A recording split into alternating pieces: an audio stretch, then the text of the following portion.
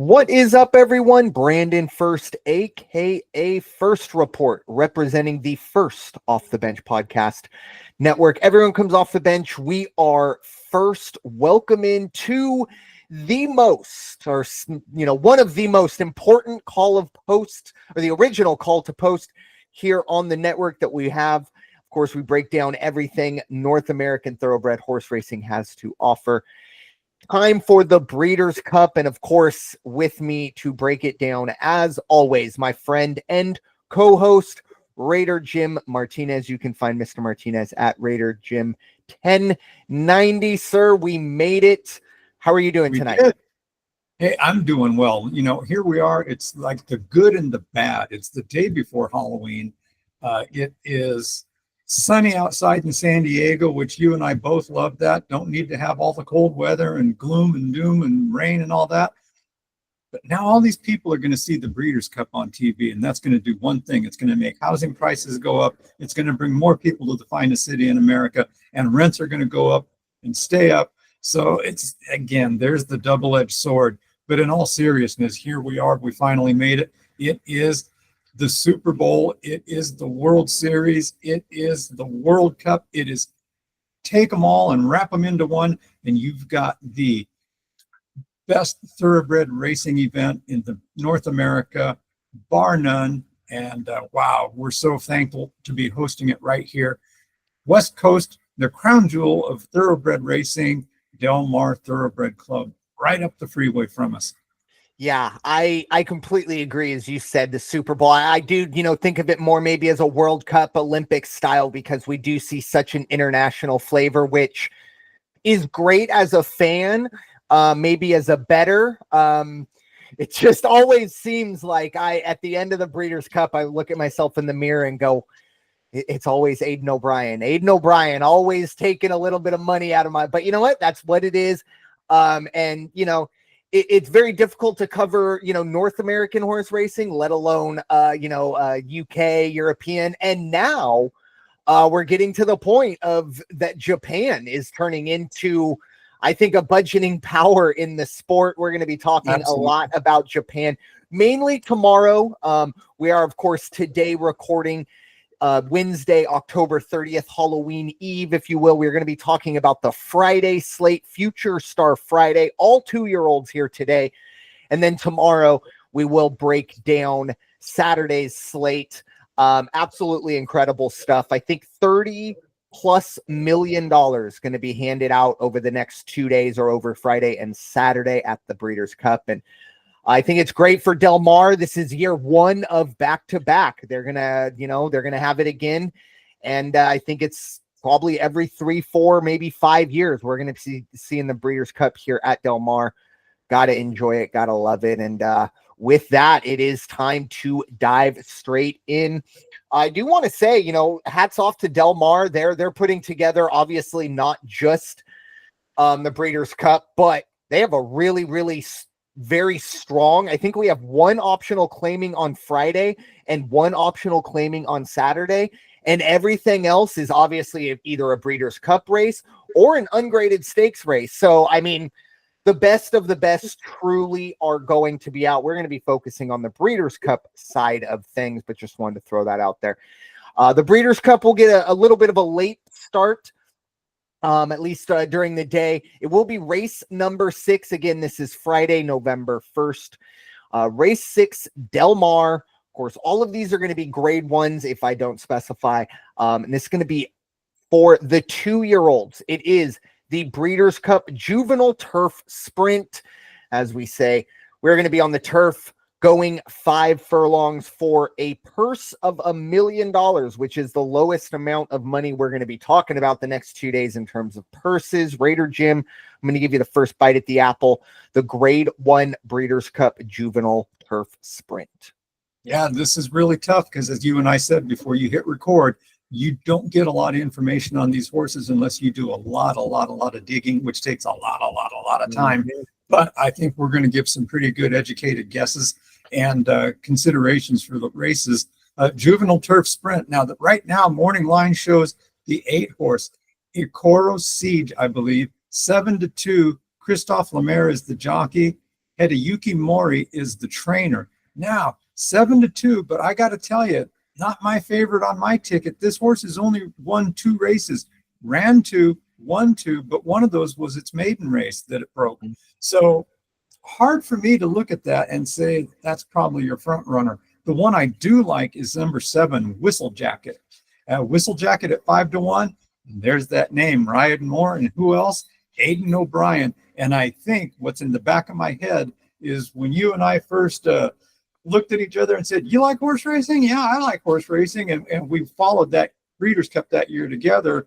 You know, we were texting back and forth, and we were both just blown away by how many times Great Britain burned us. And so, you know, lesson learned. And Ireland, too, for that matter. So we've got Aidan O'Brien, Ryan Moore in the saddle, number 7, Whistle Jacket at 5-1. Second, I like Asterius, the number 2 horse at 9-2. James Doyle and Archie Watson. Not really familiar with either one of those gentlemen, but they are accomplished. Doyle is, I think James Doyle is the jockey. He's been around, but he hasn't really ridden that much this year. A few years back, he had the most mounts that I've seen as far as I could come up with. Then he kind of tapered off, and he's getting back into it. Familiar with Asterius, though, so I think they're going to have a good run. The horse I really like that I think has the potential, even though not big wins, but is 4 for 4 and value at 12-1 is number 10, Governor Sam.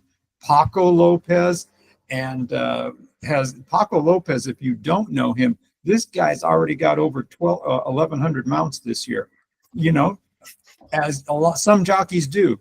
And they're not all big races. They're not all, you know, grade 1s, grade 2, grade 3s. But it's a cumulative, gives you a lot of experience. George Weaver is the trainer. Governor Sam at 12-1. Watch this horse. This horse is fast, and I think could really make a run for a run that'll chase 2 and 7 all the way to the wire. And then the other one I like underneath will be considered on my ticket. Watch the odds. Number 12, Ides of March, 8-1. Another horse, great value. There's that name again. Aidan O'Brien is the trainer, and he gets North America's Frankie Dettori in the saddle. That's not a bad combination. And at 8-1, I think Ides of March is going to make a run for it also. You know, it's funny, you know, Breeders' Cup, obviously, I think this race we have 12 horses. That's the lowest. We also do have some also eligibles, but overall, these are going to be pretty much packed field. So I figured, you know, there'd be no any accusations of copy and homework, but we read this pretty much the exact same way. I completely agree with the 8 horse at Coro Sieg. 7-2 kind of rub your eyes together, and there's not a whole lot to look at, but you're trying to figure out what they are seeing that I am not. Now, he did break a course record, but it was in Japan against, you know, I mean, it was $189,000 stake race, which, yeah, with all due respect, we're talking about a Breeders' Cup race. That's a huge class jump. And you know, I don't see it, and I'm not discounting this horse. It might be an absolute star, but it's 7-2. There's everything has more value in my mind. My top horse is actually going to be Asterius. I really like what this horse has done. I'm going to give it a slight edge over my second favorite in this one, which is Big Mojo. These two went head to head at Doncaster in Great Britain, and Asterius got the win. So I'm just going to give it the slight edge there. Obviously, the odds makers completely agree because Big Mojo at 4-1, Asterius at 9-2, very slight edge. So I'm keeping an eye on those two at the top of my ticket. I also really do like Whistle Jacket. I really think the value is here, and something just kind of looking at it, there's a possibility that this is a horse. I mean, running this would be possibly its 5th straight 90 plus. That's a time form, so it's not a buyer, but still for a 2-year-old, that's very, very impressive. My only question, this is going to be its 8th race of the year for a 2-year-old. Obviously, Aidan O'Brien forgets more about horse racing than I'll ever know, but just something to think about. 8th race for a 2-year-old and going across country, or well, across the world, essentially. So one other, and then I really do also like Ides of March. That's another horse that might make it onto my ticket. I do wonder if either this horse has just been trending in the right direction or something was unlocked in the round tower. Obviously was a heavy favorite, but a massive jump in the speed ratings because before that had a career high of an 83 time form. That's not going to get you to the Breeders' Cup, but a 96 last time out did. And you mentioned Aiden O'Brien. I mean, he is, I don't want to say the evil empire because he's not evil in any sense, but when you are sometimes so beholden to, you get stuck on the biases of watching these North American horses all year the way we do. And then to think that, oh, you can't. And then Aiden O'Brien's like, not only can I will. And especially on the turf. And also one other little nugget. If y'all have never seen Aiden O'Brien bring his horses onto the track, give yourself an opportunity to check that out. Very, very easy to see why he is as successful as he is. Probably going to be replicated going forward. But really, really good races. We are really going to be talking about pretty much all of these. But moving to the dirt side of things, and we're going 2 turns as we move on to race number 7. Of course, grade 1 juvenile fillies, of course, for the 2-year-old fillies, 1 mile and 16 on the dirt. As I said, I'll get this one started. Obviously, the fillies side of things. This is maybe, if you want to think about it, I'm almost positive this is a Kentucky Oaks points race. Definitely maybe set themselves as an early favorite. Obviously, that's next May. Plenty of stuff to get to before then, but something to keep in the back of your mind. And for me personally, I'll never forget myself and Raider Jim watching on the infield as Echo Zulu just absolutely lapped the field at Del Mar. I think that was 2021 Future Star Friday when we attended. Absolutely incredible. So I always have a soft spot for the juvenile fillies. But moving on to the actual race, my top of my ticket here, I really, really like the 7-horse non-compliant. Bob Baffert, he is kind of in his hometown. He's on the West Coast. He doesn't have to deal with any, other saga off the track stuff. He's got a really good 2-year-old here. This horse is 2 for 2. I love the consistency, but I do think we'll need to see some improvement from what we've seen speed-wise. I do think we can see it here. So I like that. JJ Hernandez is aboard there. The other 2 horses I do want to talk about that are going to be near the top of my ticket. The 8-horse is very interesting to me because, look, this is a horse that cost $1.8 million as a yearling. And what that tells me is there is a lot of expectations on this horse. It broke its maiden dominantly. Since then, has been in nothing but graded staked races. And look, you got to call it like you see it. The last 2 have not been good. But at 15 to 1, I don't know. It's a 2-year-old. These are weird races. Sometimes you just don't know what you're going to get. I think this is a horse that has, you got Flavian Pratt aboard and Bob Baffert in the barn. I don't know. It doesn't, the numbers don't scream it, but sometimes the finances do. So something to keep in mind there. The other horse I'm very high on, and I believe this is the morning line favorite, it's Scottish Lassie.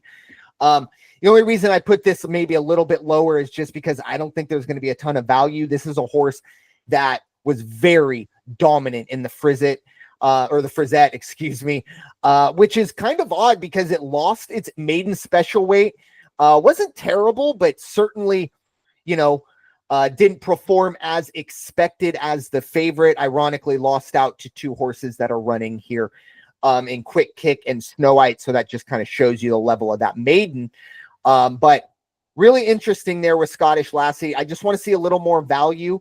A few ones underneath for me. The 4-horse, Lucara. I do think this horse took a step back in the Pocahontas, but I really liked when it broke its maiden. Obviously took a little bit longer than probably anybody wanted to see this horse break its maiden.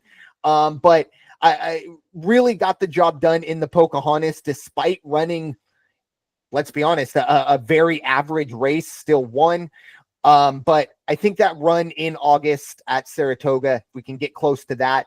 Definitely something to keep an eye on at 12-1. And finally, that horse I mentioned that did outrun Scottish Lassie, Snow White. This is a horse that's finished second to Scottish Lassie in the Frizzit. And then, of course, Quick Kick here. So just got to break into the winner's circle. It would be a great story to break your maiden in the juvenile filly.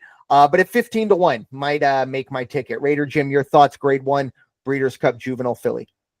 Yeah, let me start. I was sitting here punching on my phone because you had made a comment, and you are absolutely correct. This horse is 4 points for the Kentucky Oaks, 30 points to the winner, 15 for place horse, 9 for the show, and then 4th and 5th get 6 and 3 respectively. So they've got a lot on the line tomorrow when they get out of the gate. My ticket for this race is going to be a little more conservative, just by virtue of nothing jumped out on me that there's going to be a big upset in this one. My favorite is the 3-horse Immersive at 3-1. Immersive is 3 for 3 in the winner's circle, or 3 for 3 in the winner's circle. The last 2 wins were grade 1. Manuel Franco is going to be riding. Brad Cox is the trainer. That's a heck of a combination, and I think that they're just going to be guns blazing on this track tomorrow.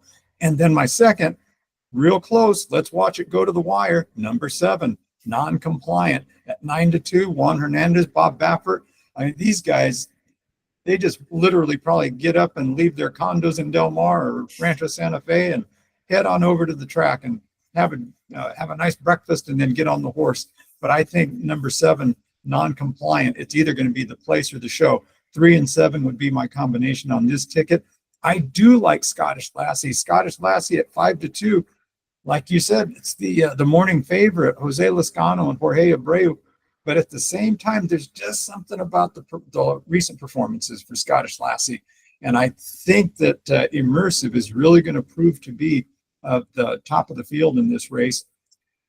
Underneath, just as a throw-in at 5-1, I'll keep my eye on the odds. I think they're going to go up a little bit, maybe 6, maybe a little bit higher. I don't know. Number 9, American Bikini, Ryan Moore and Takashi Saito. Takashi Saito is the reason that I've got money on this horse. I would put money on this horse. Heck of a trainer, and he has pulled some upsets, not only in Breeders' Cup, but other international races where he's got entries. Yeah. Also, to add on to America Bikini's, kind of resume, that sire, may have heard of him, American Pharaoh. Yeah. That's pretty darn good. And, this is one of, I believe, at least 2 Japanese horses. You have Otamena Shako. Didn't have that on my list, so I wasn't prepared how to pronounce that one. But we're seeing it. I don't know about every race, but I would say a high majority you're going to see at least 1 or 2 Japanese races. And of course, in the Classic, who knows? We might see our first Japanese, but that is for tomorrow. And then one other little thing just to add to this. Obviously, you did bring up the Kentucky Oaks situation, or the point situation. No Bob Baffert drama this year, so we don't have to worry about, this horse is, the favorite. Are they going to pass him off? Or, so other thing to keep in mind. So it's all going to kind of be whole. But moving on to race number 8. This is going to be the Breeders' Cup Juvenile Fillies Turf. Of course, going a mile on the turf, the fillies, 2-year-olds, for $1 million. Raider Jim, your thoughts? Breeders' Cup Juvenile Filly Turf. Kind of hard to look past the early morning favorite, Lake Victoria, running out of the post position 1 at 8-5. It's going to be Ryan Moore, and there's that combination again. It's kind of like watching Flavian Pratt and Chad Brown or Brad Cox. It's going to be Ryan Moore on the saddle. Aiden O'Brien's the trainer. 8-5. So there's no value in this horse by any means. However, it's kind of hard to look past because this horse is 4 for 4, including 2 grade 1 wins in September. Won the Moiglari Stud Stakes and the Judamont Chevrolet Park Stakes. Again, both grade 1 and won handily. So you can't really look past this horse. if there's a horse that's going to compete with it, I like number 7 Thought Process at 5-2. Hector Barrios is going to be riding that horse. And, you know, I just got this thing about, I consider him one of our local favorites, Phil D'Amato. Phil D'Amato's the trainer for Thought Process at 5-2. Again, not much value, but a good performer. But the one that could pull the upset, and I've got a couple long shots scattered throughout my picks for the races. But number 12, Mayday Ready, 20 to 1. Frankie Dettori, Joseph Lee is the trainer. 3 for 3, which includes its maiden, you know, when it broke its maiden, Kentucky Downs Juvenile Filly Stakes, and the Grade 2 Jessamine Stakes. This horse has done nothing but progress in the caliber of races that it competes in. 20 to 1, that's worth having a horse like that on your ticket, because I don't think they're going to disappoint. Anytime you have Frankie Dettori on a horse, you've got a good chance that you're going to finish in the money. Underneath, another one at 12 to 1, which has some value, and you can mix it in however you'd like. Number 4, Scythian at 12 to 1 with Junior Alvarado and William Mott. Let me look at that one. There was something about this one. It's at 12 to 1. Why was it at 12 to 1? I think it had to do with some of the win losses. And I don't want to give the wrong information that this was the horse that got bumped in one of its races. Yeah, I don't see anything on my end. Maiden special weight. There it was. There it is. This maiden special weight place. Maiden special weight. Broke its maiden, and then jumped right into a Grade 2, the Miss Griot Stakes out at Belmont in October, just a few weeks back. Ended up in the winner's circle. So again, you've got a horse that's done nothing but improve in its 3 races, and to go from, you know, your maiden special weight to a Grade 2 and you win it, that means you've got something. And so this horse has talent, got the jockey, that's for sure, and it's got the trainer, that's for sure. So watch number 4, Scythian at 12 to 1, fantastic value. That's a fantastic call there. It kind of snuck by me. Might need to dive in a little deeper, but you're right. I mean, even that win in the Miss Grillo was over 2 of the horses, maybe not the big favorites here, but look, when you're beating 2 horses that are running in a Breeders' Cup race, you're at least on the right track. But yeah, I completely agree with you. I'm the person that leaves certain horses off because I don't like their value at all. I can't do that with Lake Victoria. The only question I have is the distance. The first time it's going to be going 2 turns. It's been 6 and 7 furlongs. But even that, I mean, it's Hayden O'Brien. Again, if anybody, you know, can stretch a horse out, I have a feeling Lake Victoria is going to be a horse that we see a lot of in the Breeders' Cup. It's probably the only time we really talk about Lake Victoria is if this horse will be in the Breeders' Cup. It's really the only time we talk about Aiden O'Brien when he brings his horses over for this event. But yeah, this is a horse that looks like it's going to be a star. Again, only 2 years old, 4 for 4. And as you mentioned, won its maiden by a head, but other than that, a length plus, including last time by 3. But the other side of it, and I think the odds makers are pretty much kind of the 1-2 punch here, like we both are with Thought Process underneath. And the other part, Philip D'Amato, Hector Barrios, I think, you know, having a horse that's raced here twice, that I've always been a big fan, or I guess I should say 3 times, excuse me, or at least twice on this turf now that I look at it. And it's ran 80s plus every single time, and it's been progressing in the right direction. I think it's going to need a lot extra to run down Lake Victoria in this one.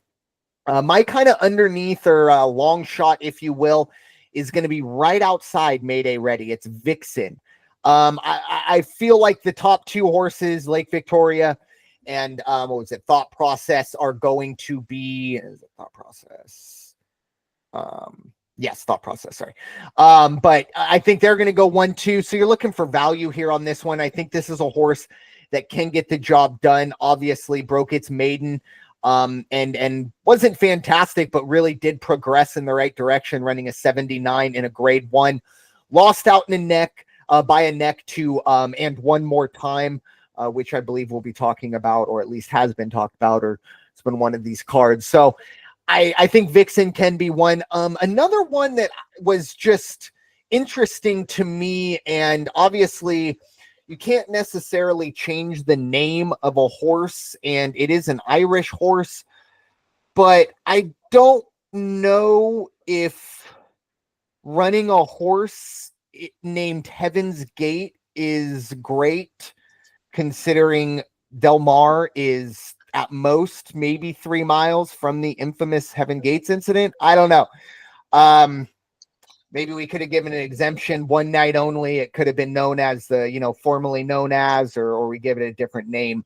But yeah, that was an interesting one, but that was just one I had to bring up.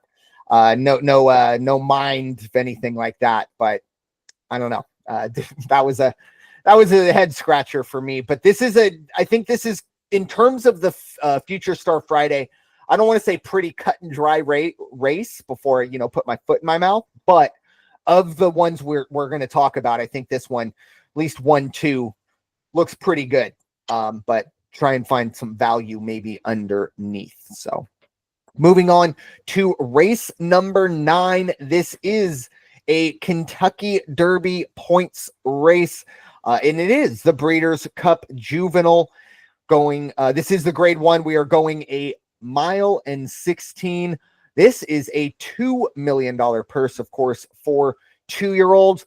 I'll get this one started. It's very, very difficult to look past that one position. East Avenue, my goodness, you want to talk about a buyer score to start your career at. How about 86 and 95, including a grade 1 5-length winner in that 95. Dominated Ferocious, who will be running in this race. Maybe the best 2-year-old in North America. We shall see. I think that's definitely 5-2 and probably going to drop. Might have to look elsewhere. And I am looking at Chancer McPatrick. I think either Chancer McPatrick or the one horse East Avenue is going to, their numbers are going to drop, and the others is going to maybe inflate a little bit, and we can take a little bit advantage of that. I like this horse at 3-1.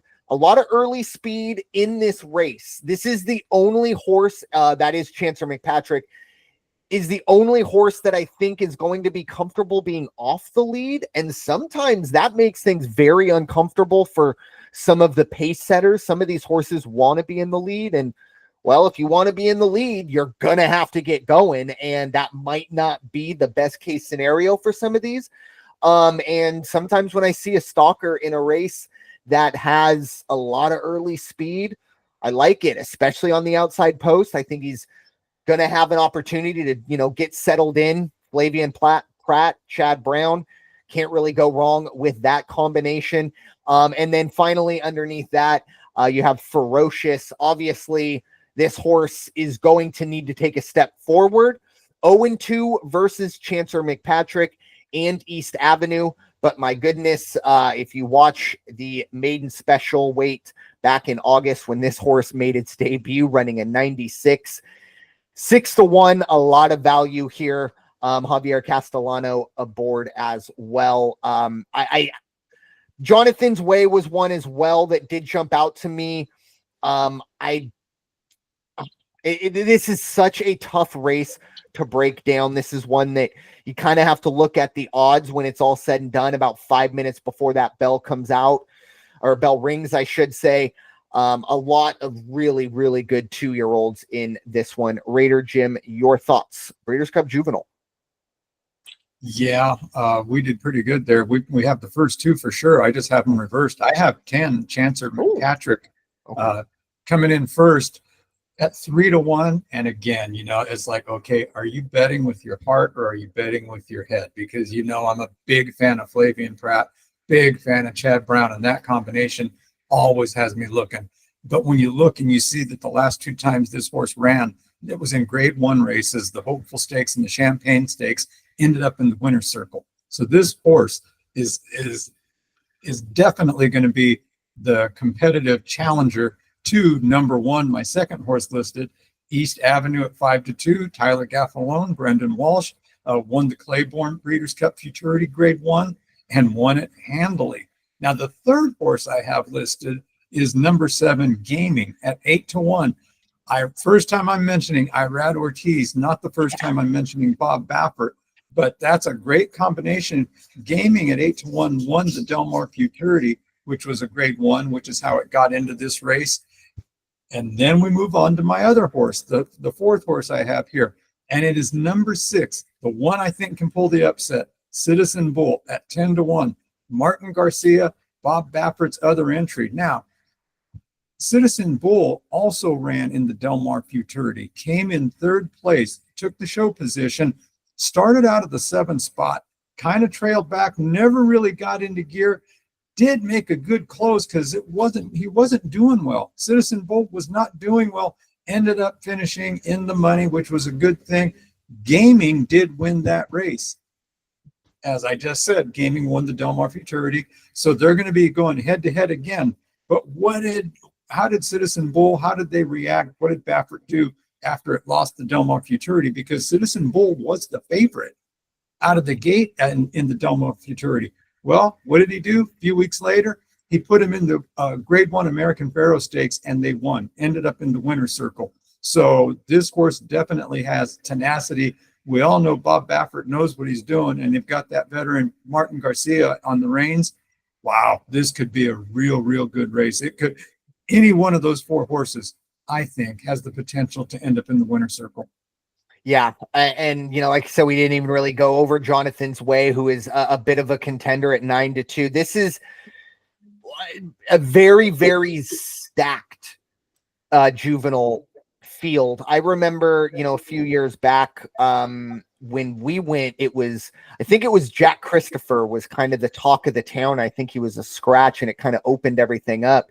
But this one just seems like it's wide open, but for 4 or 5 really good horses. Not to mention, we could see, as you said, maybe an upset that we haven't, mentioned yet. But final race of Future Star Friday and final race of today's podcast we're going to be diving into. It's the Grade 1 Breeders' Cup Juvenile Turf. We are going a mile on the Del Mar turf. Purse of $1 million.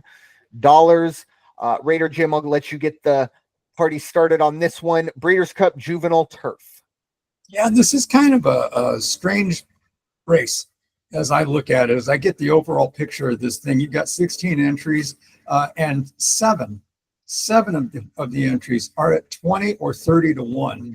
And then you have, you've got a couple 15 or 1, 2, 3, 15-1s. You've got 10-1 is okay, but I mean, to have that many 15-1, 30-1, 20-1, I don't know what it's telling you about the caliber of the field. To me, it's like, okay, well, why are we doing this? Is it just for the sake of it, or did some of these get a win and they're in? I couldn't speak to it. Just kind of different, but you do have a favorite out there. The favorite is the number 11 horse, New Century from Great Britain.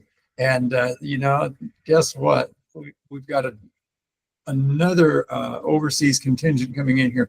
Osen Murphy is the jockey. Andrew Balding is the trainer. At 5-2, the horse has put together 2 nice races out of its 3 entries so far this year, ended up 2 times in the winner's circle. Then there is the number 4 horse, Al-Qadra. I'm not sure if I'm saying that right. Out of Ireland, James Doyle's the jockey. Charlie Appleby's the trainer. I will not let Charlie Appleby take advantage of me anymore. I will always look at his horses, and when there's something like this, Al-Qadra at 4-1, definitely going to be on my ticket. The 10 horse, Menti, that's one of my long shots in this race, 15-1. J.R. Velasquez and Todd Pletcher going to make a statement for North America, I believe, on this one. Now, it's not a bad value at all at 15-1. It's won 2 of its 3 entries. It's only been off for 28 days. It's in the winner's circle its last time out. Watch for Menti. Menti's going to be strong in this one. And then, again, it just happened to fall on my ticket. 5 horse Zulu is at 8-1, which is not a bad value. And there's that combination again, Flavian Pratt and Chad Brown. You can't go wrong with that combination. Look for Zulu to maybe pull an upset, end up in the place position. Yeah, this is a very interesting field, as you kind of mentioned. I personally think um, it's kind of a two-horse race, at least in the handicapping side of things. It's very similar. It's like going and playing your high school rival, but you play in like a national tournament. So you play your high school rival that you're, I don't know, maybe 20 miles from, but you play them in like, Madrid or something. And it's like, I mean, we could have done this right down the road because the two horses you mentioned at the top, New Century and Alcudra, these two horses, they're only 2-year-olds, but this will be the 5th time these two have faced. And this is game 5, if you will. It's 2-2. And the last time they even brought their fight, if you will, to North America, and it was New Century getting the job done. It's very interesting. It's kind of like we're setting it up for these two, and then we kind of brought the others in to maybe fill out the field. And I say that tongue in cheek. All these horses have got here, because of what they did. But like I said, when you just handicap this race and you're just looking at where we're looking at, I think those two definitely jump out at the top. And I'm going to give New Century the slight edge just because the one of the 2 wins that it had over Alcudra was in North America. So take that for what you will. But I think these two splitting hairs. And I think we're just going to finally figure out maybe, or at least game 5, or if you will, race 5, if you will, to figure out who's the best, at least at this level. And then, as you mentioned, we are going down the card, and I'm a big fan of the 5-horse Zulu Kingdom as well. Chad Brown, Flavian Pratt. You don't see Chad Brown getting a hold of these Irish horses too much. But when they do, I think that's just like a super combination of having these horses that are bred in Ireland that are essentially, they only breed turf horses. And then Chad Brown gets a hold of one, brings it to North America, and the results speak for themselves. Flavian Pratt back aboard, and it's had its best run, at least here in North America, with Pratt aboard. I will say this is going to be a big class jump. The Pilgrim was a grade 2, but and a lot of these horses, big time class jump. And I was just like you as well. Mentee is an interesting one. I did something that was interesting. Fierceness, who we're going to be talking about a lot tomorrow for the classic side of things. Full brother to this horse, Mentee. Obviously, just a year behind Fierceness. So keep that in mind going forward. But the one thing that does jump out to me is maybe they figured out that, this turf, this is a turf horse, despite what Fierceness was showing. I think sometimes, and also when you debut with an 88, it's probably, I'm actually surprised Todd Pletcher made to move the turf as quickly as he did, but that might have been what unlocked this horse. I do think we see an improvement on the 83, and at 15-1. That's what we're going to be looking for. And the final one underneath, not too often I talk about the French horses, but it's Charlie Appleby, Amori City, 10-1.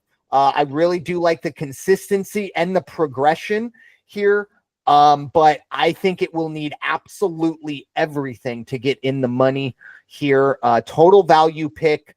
Don't love the post position, but at the same time, that we don't really get great timing when it comes to quarter miles, when it comes to these. So I can't really tell you if this is a stalker or not. And as Raider Jim said, it's not easy to, watch 800 horse races as much as I'd like to. Time does get in the way. So I don't know. It's going to be very, very interesting as we go forward in this juvenile turf. I am so excited and scared, but not like actually scared, but just like knowing how daunting it is as a bettor these 2 days but it's a challenge that we're going to enjoy, that even when you do take a loss, it's going to be a great race. But Raider Jim, any final thoughts as we wrap up Future Star Friday?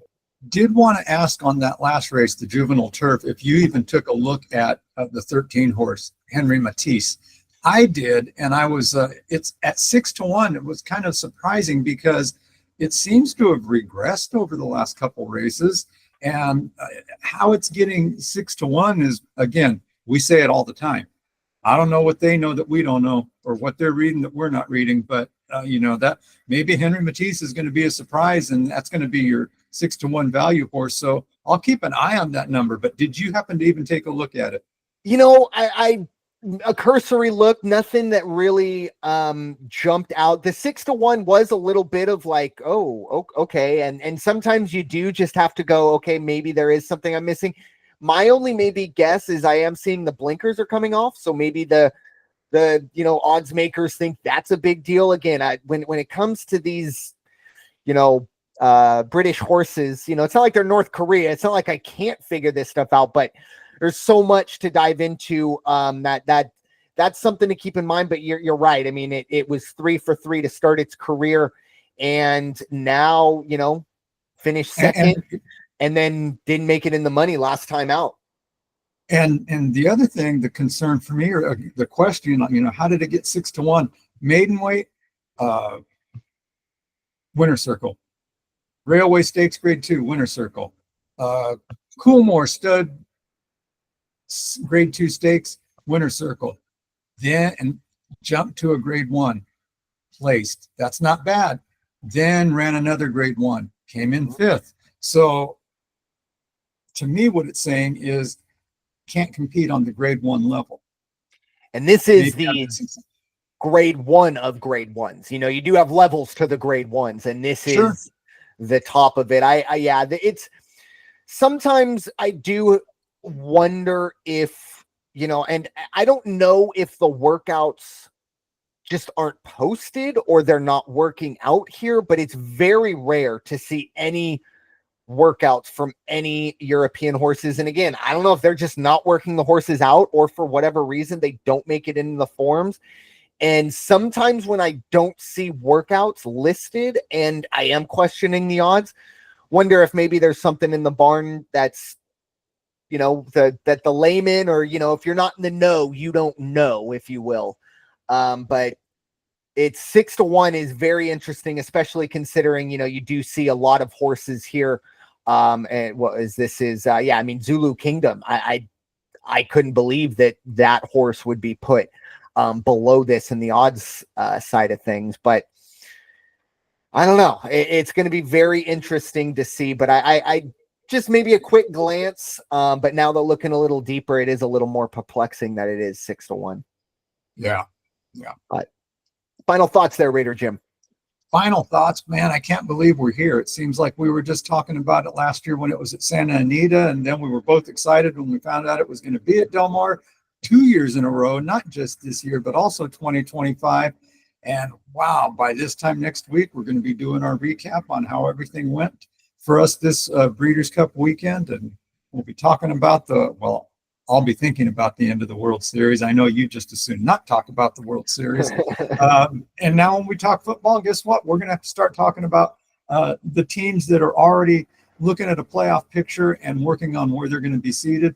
What a great time of year. Not to mention, what's that sound I hear in the background? It's not hooves on the track. It's the basketball bouncing off the court, because we got NCAA basketball starting up too. Oh, it's a fun time of year. It sure is. And I completely agree. Two final thoughts.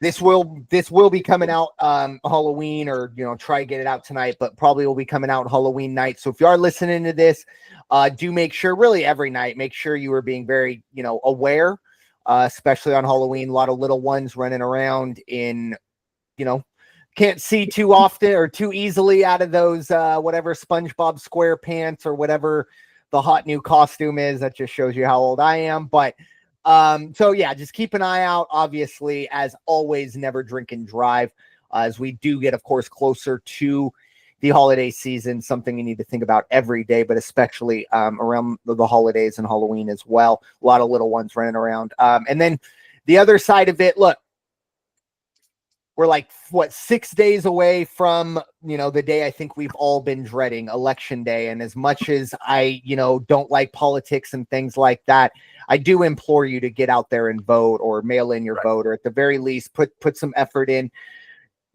obviously we all know what's at the top of the ticket, but there are a lot of other things, a lot of local government and things like that are going to affect your life a lot more than what goes on in DC. So just at the very least, do your homework and vote, because at the end of the day, there are a lot of people that would die for this opportunity, and unfortunately a lot of people who have died for this opportunity. So Absolutely. please take this opportunity to exercise your vote. And you know, I don't care who you vote for. I don't care well, I do care a little bit why you vote, but I don't care who you vote for or anything like that. Just inform yourself and vote. Take advantage of what we have in this beautiful country. So with that being said, thank you all so much for listening to this episode of the original Call to Post here on the First Off the Bench podcast network. Everyone comes off the bench. We are First. It is time for you all to go wash your hands and stop hating, everybody. We'll talk to you all very soon. Take care.